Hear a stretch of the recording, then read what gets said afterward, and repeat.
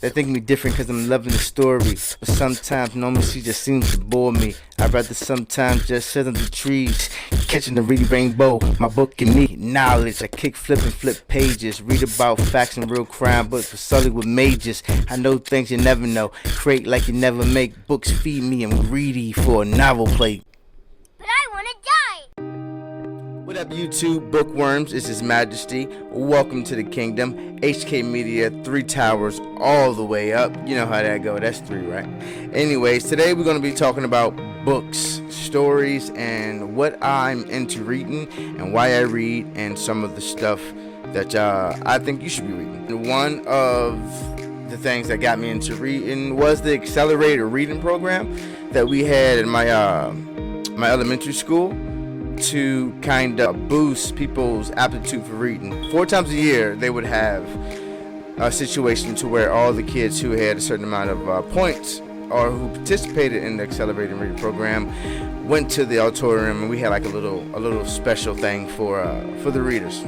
Once I started to read them, I realized, books are dope. They're like stories, they're like movies. I remember specifically saying to myself one day while I was reading as a kid, this is like a movie. That's crazy. And ever since then, I kind of been into books. It's snowing right now. It's December the 7th, and it's snowing outside.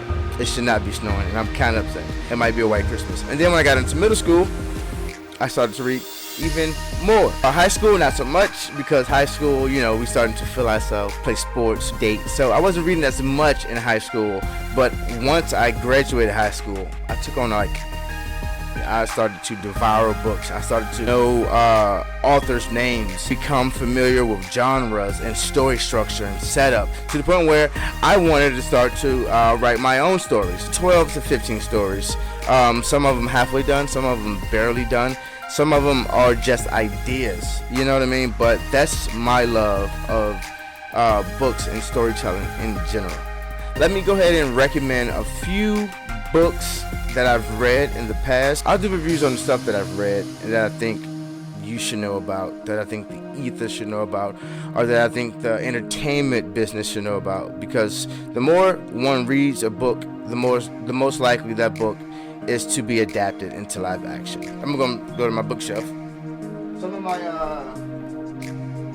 Some books that off the top you should pick up and read.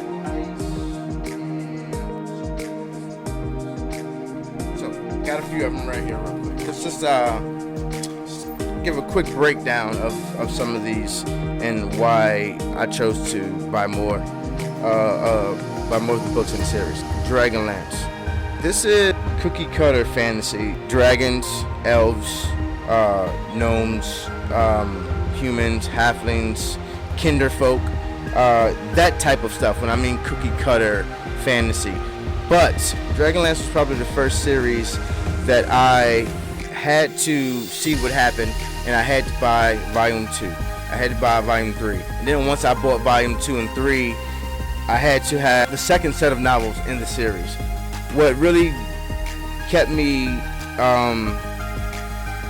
glued to the story is the companions. It was just the interaction between the group was something new to me, and like I said, this was like my first real fantasy novel. So Dragonlance is a good one to pick up. It's just standard fantasy, but the stories are pretty good. But Wheel of Time is your epic fantasy novel. Compared to Game of Thrones, I have to do that comparison as far as how many books and how well received the story is, and how well Robert Jordan wrote this world and made this world. It follows a boy named Raymond E Feist, and it follows these females who are called Aes Sedai. When Raymond E Feist, this farm boy, inherits this ancient mantle of dragon, which is just a man who has extraordinary amounts of power, and that goes against everything these females who have the one power as well, goes against everything they believe in, because men who can channel this one power go crazy, bonkers, and they end up destroying a lot of stuff, and that's because their half of the power is tainted. Rand Thor is your main protagonist, although there are lots of story threads and character development. Some would say too much, and I would not disagree with it. One problem that Robert Jordan had to me is he put too many people inside the novel. I mean, I understand world building, but some of these people and all these names at one point or another causes confusion and just didn't need to be there. But I will recommend this series all day, every day, because it's just that good of a story.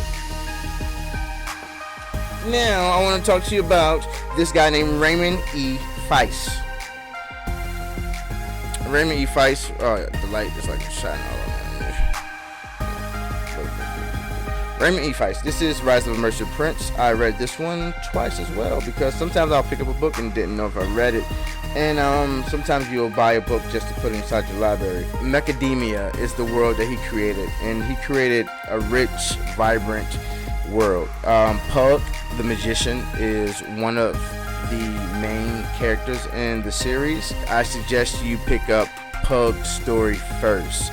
There are plenty of stories inside this series, and you may run the risk of reading them wrong if you don't know chronologically as the order that the story is supposed to be read or should be. Probably one of my top 3 series I've ever read, and that I'm just clamoring for a live action movie. Jim Butcher, The Dresden Files.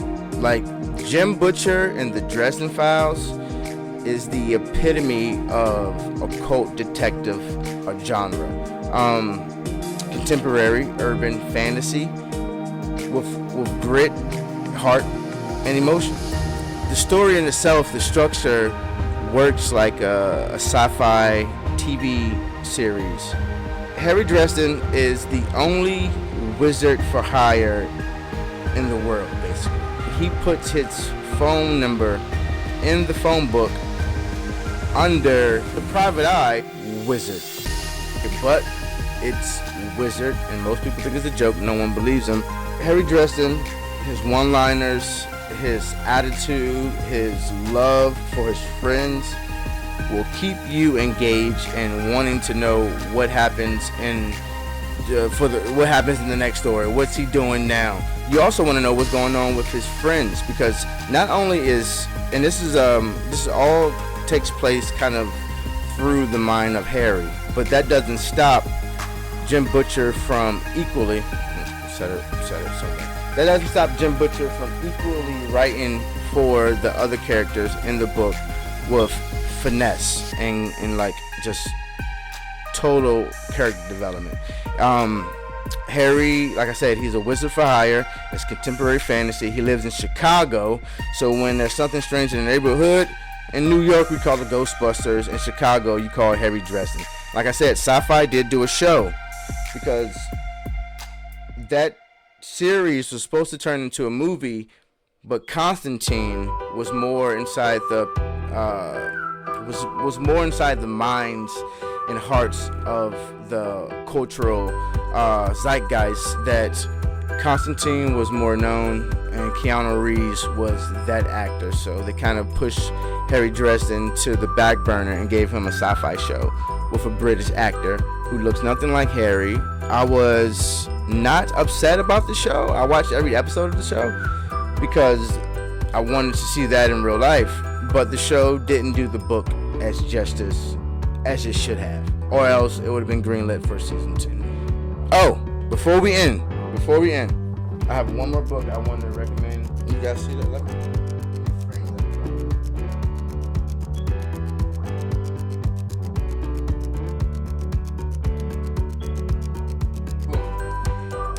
Stephen Erickson, Guardians of the Moon, a tale of the Malazan Book of the Fallen. I close my eyes and I take a deep breath to breathe in the rich storytelling that is the tales of the Malazan Book of the Fallen. This book changed my whole perspective on reading and how intricate the world can be and how confusing things can potentially be. But the most satisfying and gratifying reward for reading, you know what I mean? The payoff in this book is amazing.